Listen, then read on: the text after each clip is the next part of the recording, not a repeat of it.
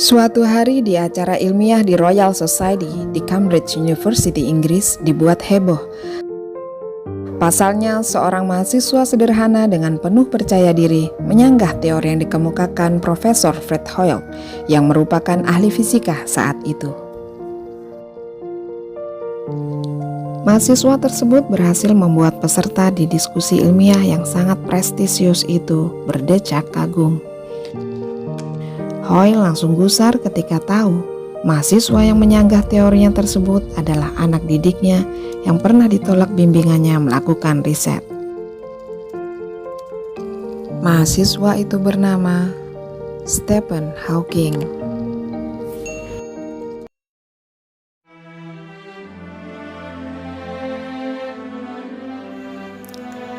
Bernama lengkap Stephen William Hawking, lahir di Oxford pada tanggal 8 Januari 1942. Meskipun ia lahir dari orang tua yang berpendidikan, saat ia lahir keadaannya cukup sulit karena orang tuanya tidak memiliki uang. Dan juga Perang Dunia Kedua membuat mata pencaharian cukup menantang.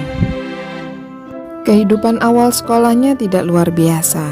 Dia berada di urutan ketiga dari bawah di kelasnya.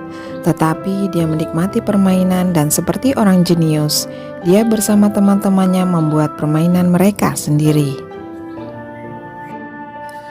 Setelah aksinya di acara ilmiah itu, Stephen Hawking mulai dikenal dengan teori-teorinya yang mengguncang dunia fisika. Karena kemampuan pikirannya yang menjelajahi alam semesta dari level kuantum sampai asal mula alam semesta. Bahkan dia disebut-sebut sebagai fisikawan yang ditunggu-tunggu setelah era Newton dan Albert Einstein.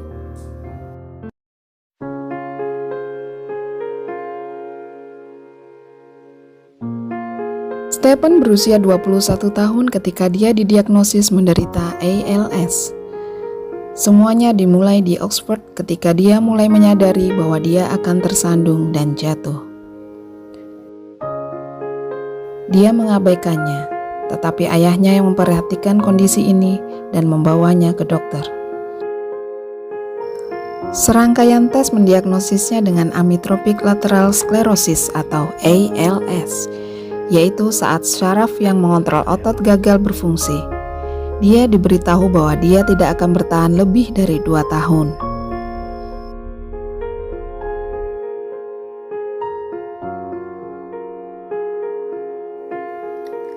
Ketika semua orang kehilangan harapan, maka Stephen bermimpi bahwa dia akan dieksekusi. Dan dia percaya penyakit ini membantunya untuk menjadi ilmuwan seperti sekarang ini. Seperti yang dia katakan, sebelum kondisi saya didiagnosis, saya sangat bosan dengan kehidupan, seperti tidak ada yang layak dilakukan. Tiba-tiba menyadari bahwa dia mungkin tidak akan hidup cukup lama untuk mendapatkan gelar PhD, Hawking mendedikasikan seluruh energinya untuk pekerjaan dan penelitiannya.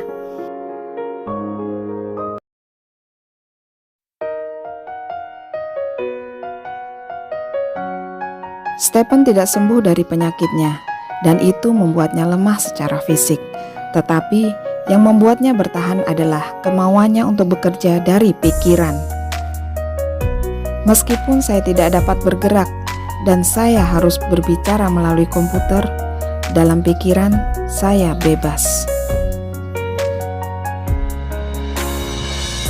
Dia tidak menutup pikirannya ketika tubuhnya gagal. Dan hari ini di usia 73 tahun, dia membuktikan bahwa ini tentang kemauan untuk hidup dan kesiapan untuk menerima tantangan. Ketika seorang pria yang tidak dapat bergerak atau berbicara dapat membuat keajaiban dan juga menjalani kehidupan keluarga yang normal dengan anak-anak, lalu mengapa sebagian dari kita kehilangan harapan dan menerima kegagalan? Ingatlah untuk melihat ke atas ke arah bintang-bintang dan bukan ke bawah ke arah kakimu. Jangan pernah menyerah bekerja. Pekerjaan memberi Anda makna dan tujuan, dan hidup terasa hampa tanpanya. Jika Anda cukup beruntung untuk menemukan cinta, ingatlah, cinta itu ada dan jangan membuangnya. Stephen Hawking.